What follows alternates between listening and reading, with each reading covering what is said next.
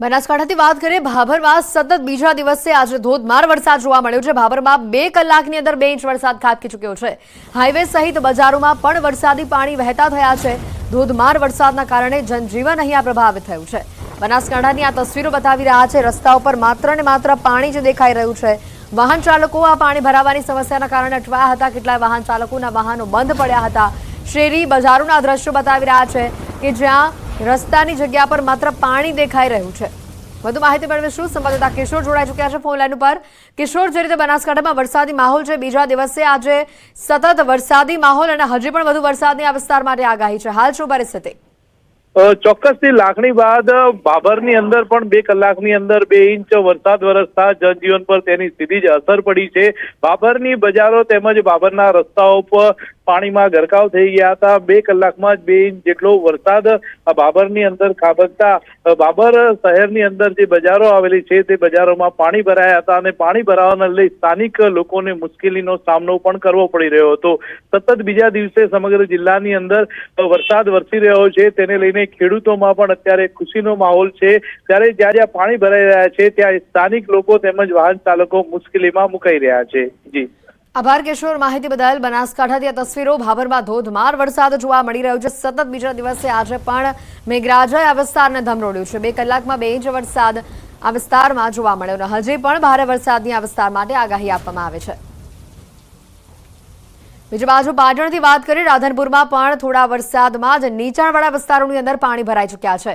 Referral હોસ્પિટલના મુખ્ય માર્ગ ઉપર પાણી ભરાતા દર્દીઓને હાલાકી ભોગવવી પડી।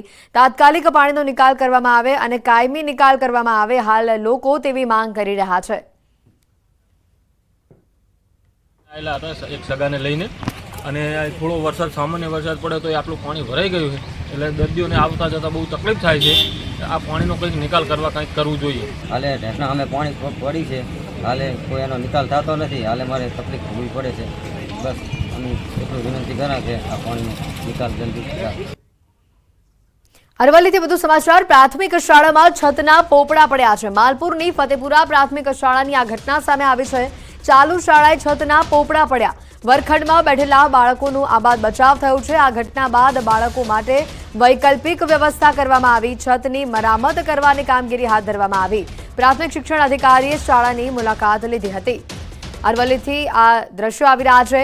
આ મોટી બેદરકારી સામે આવી છે। વર્ગખંડમાં બેઠેલા બાળકોનું જો કે આ ઘટનામાં આબાદ બચાવ થયો છે। ચાલુ શાળામાં જ છતના પોપડા પડ્યા। નસીબની વાત છે કોઈ પણ બાળકને ઈજા નથી પહોંચી। તમામ બાળકોનો આબાદ બચાવ થયો છે। વૈકલ્પિક વ્યવસ્થા કરવા માટે છતની મરામત કરવાની કામગીરી હાલ હાથ ધરાઈ છે।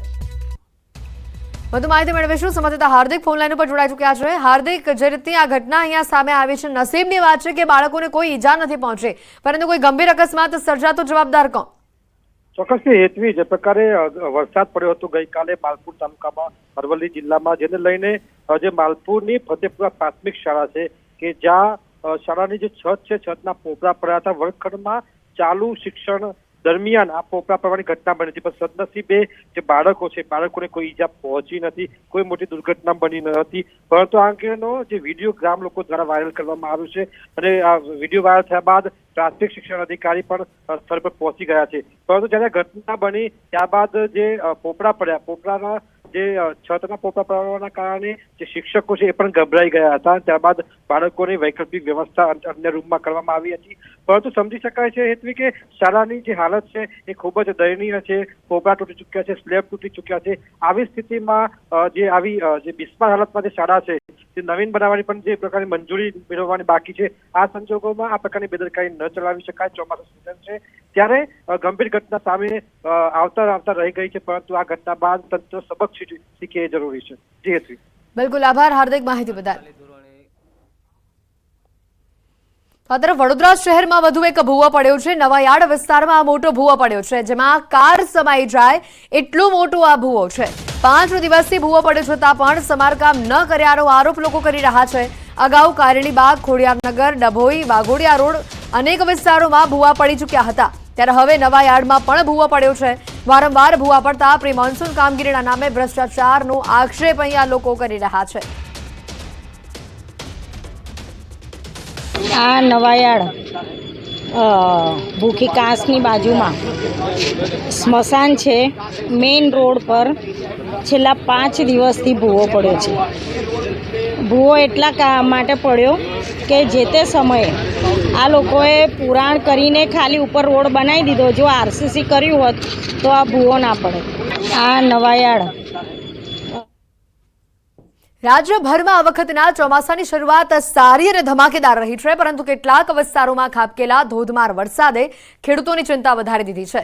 આમ તો વરસાદ જગતના તાત માટે કાચા સોના સમાન મનાય છે, પરંતુ વધુ પડતો વરસાદ એ ખેડૂતો માટે આફત લઈને આવ્યો. આ 3 દ્રશ્યોમાં તમે જોઈ શકો છો કે ખેડૂતો વરસાદથી નુકસાન થયું હોવાથી ચિંતા વ્યક્ત કરી રહ્યા છે. નવસારીમાં પૂર્ણા નદીના પાણીએ તબાહી મચાવી દીધી છે. સૌરાષ્ટ્રના કેટલાક વિસ્તારોના ખેડૂતોને નિંદામણની સમસ્યા ઊભી થઈ છે. વરસાદના પાણી ખેતરોમાં ફરી વળતા પાકને મોટા પાયે નુકસાન થયું છે. લગભગ તમામ પાક નષ્ટ થઈ ચૂક્યો છે. એટલી મોટી હાલાકી ખેડૂતોના માથે આવે પડી છે. ત્યારે એક બાજુ વરસાદની જગતનો તાત રાહ જોતો હશે, પરંતુ આ જે 3 દ્રશ્યો બતાવી રહ્યા છે, અહીંયા વરસાદે ખેડૂતોના ખેતરમાં તારાજી સર્જી નાખી છે. નવસારીમાં પૂર્ણા નદીમાં પૂર આવતા આ પ્રકારની સ્થિતિ જોવા મળી. રાજકોટના ધોરાજી પંથકમાં પણ નુકસાનની તસવીરો સામે આવી છે, તો જેતપુરથી પણ આવી જ તસવીરો સામે આવી રહી છે. ભારે વરસાદ અને ત્યારબાદ તોફાની બનેલી નદીઓએ ખેતરોમાં ઊભા પાકનો ખાતમો બોલાવી દીધો છે. નવસારી પંથકના ખેડૂતો પર જાણે કે આબ ફાટી પડ્યું છે. રૌદ્ર બનેલી પૂર્ણા નદીએ કાંઠાના ખેતરોમાં ભારે તબાહી મચાવી છે.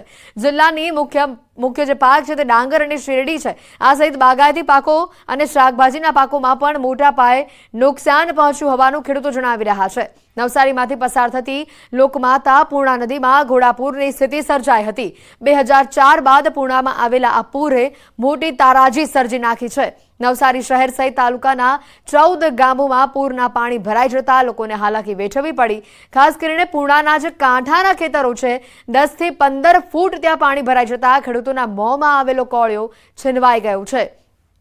નવસારીમાં કુરેલ ગામને 3 તરફ નદીએ ઘેરી લીધું, જેથી આ ગામની મોટા ભાગની ખેતી એ જમીન પૂર્ણાના કિનારે આવેલી છે અને અંદાજે 100 વીઘાના ખેતરોમાં આ પૂરના પાણી ફરી વળ્યા છે અને જેના કારણે શેરડી, કેળા, કેરીના બાગાયતી પાકને અંદાજે 80% જેટલું નુકસાન પહોંચ્યું છે.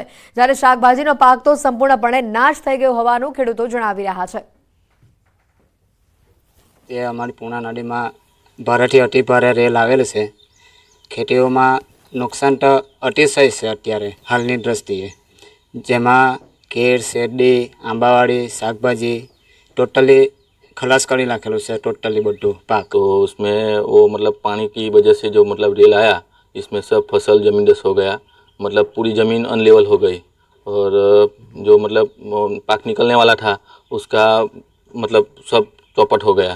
भारे वरसादना कारणे पूर्णा नदी में जे पूरनी परिस्थिति सर्जाई है तेना हिसाबे कुरेलथी लई अने कसबाबर सुधीना गामों में जे पाक नुकसानी प्राथमिक तबक्को आव्यो छे तेमां अमारा नवसारी तालुकाना खेतीवाड़ी शाखानी कुल 6 टीमों हाल पाक नुकसानी सर्वेनी कामगीरी माटे कार्यरत है। તો રાજકોટ જિલ્લાના ધોરાજીમાં ધોધમાર વરસાદ વરસી રહ્યો છે અને જેના કારણે ખેડૂતોને પારાવાર મુશ્કેલીઓનો સામનો કરવો પડી રહ્યો છે। તેવામાં એક બાજુ ખેડૂતોનો પાક પાણીમાં ગરકાવ થઈ ગયો છે અને જ્યાં જુઓ ત્યાં કાદવ કિચડનું સામ્રાજ્ય છે, તો બીજી બાજુ ખેત મજૂરોને વધુ રૂપિયા દેવા છતાં તેઓ કામ પર આવતા નથી અને જેના કારણે ખેડૂતોને પડ્યા પર પાટા સમાન જેવી સ્થિતિ ઊભી થઈ છે। ત્યારે ખેડૂતો એક જ માંગ કરી રહ્યા છે કે સરકાર ઝડપથી સર્વે કરી તેઓને સહાય ચૂકવે। ત્યારે હવે જોવાનું એ રહેશે કે તાતની મુશ્કેલીઓનો અંત ક્યારે આવે છે। મજૂરી મળતા નથી અને આમાં ખેતરમાં તો દવાઈ જ નથી, પાણી છે ખાડોમાં ધોવી ગયા ખેતરો। વરસાદ અમારે લગભગ તેલંગાણામાં 80 જેવો વરસાદ થઈ ગયો। એટલે અમારે ટ્રેક્ટર કે કોઈ મજૂર કાંઈ હાલે એમ જ નથી ખેતરોમાં, એટલે ના છૂટકે અમે ડાંડા બળથી ખેતી કરવા ચાલુ કરી છે। રાજકોટના ઉપલેટાની વાત કરીએ, ઉપલેટા અંદરમાં જે રીતે ધોધમાર જે વરસાદ થયો હતો તેને લઈને ખેતરો છે તે પાણી અંદરમાં ગરકાવ થઈ ગયા હતા। આપણે સીધા દ્રશ્યો બધા ચીચોના દ્રશ્યો છે કે અત્યારે ખેડૂત છે તે ખેડૂત ટ્રેક્ટર નથી ચાલી શકતો, એટલો બધો ગાળો ખેતરમાં છે, તેને લઈને અત્યારે ગાડાથી ખેતી કરવામાં આવે છે। જે મજૂર છે તે મજૂર નથી મળતા, 300 થી 400 રૂપિયા દેતા મજૂર નથી મળતા। મૂલીને ગોતવા માટે રાતની મહેનત કરે છતાં અત્યારે પોતાના ઘરનાઓ ખેડૂત પોતે ઘરનાઓ કામ કરી રહ્યા છે, જેને લઈને જે પાક બચાવવાની કોશિશ કરી રહ્યા છે। અત્યારે જે ગારો છે ગારાને લઈને ગાડો ચલાવી રહ્યા છે અને કપાસનું જે વાવેતર છે વાવેતર 60% હાથમાં આવશે અને 40% નિષ્ફળ જાય તેવી પરિસ્થિતિનો સામનો કરી રહ્યા ખેડૂત, પણ છતાં અત્યારે કોઈ જાતના મૂલ્ય નથી મળી શકતા. તેને લઈને ખેડૂત પોતે અત્યારે ગાડો હલાવી અને બળદગાડાથી અત્યારે પોતે સાફ કરી રહ્યા, ખેતર સમૂહ કરી રહ્યા છે, જેને લઈને ખેડૂતો એવું કહી રહ્યા છે કે તાત્કાલિક ધોરણે આ જે નુકસાન થયું તેના માટે સર્વે કરી અને તાત્કાલિક સહાય ચૂકવવામાં આવે તેવી માંગ કરી રહ્યા છે. મુના પકાલી, ન્યૂઝ ગુજરાતી, ચિચોર. સમાચારોમાં હાલ રોકાઈશું એક બ્રેક માટે. આપ જોતા રહો ન્યૂઝ 18 ગુજરાતી.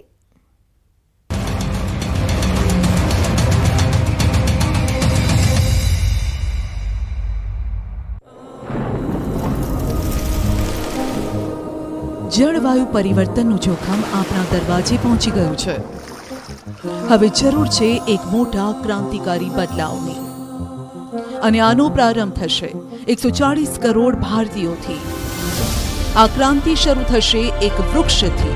એક વૃક્ષ માનવતા માટે, એક વૃક્ષ આ ધરતી માતા માટે, એક વૃક્ષ આપણા ભવિષ્ય માટે. પ્રોજેક્ટ વન ટ્રી, ન્યૂઝ 18 નેટવર્કની એક મોટી પહેલ. મુકાઈ ગયા. પાલનપુર તાલુકામાં 2 કલાકમાં 2 ઇંચ વરસાદ થતા અનેક વિસ્તારોમાં પાણી ભરાઈ ગયા.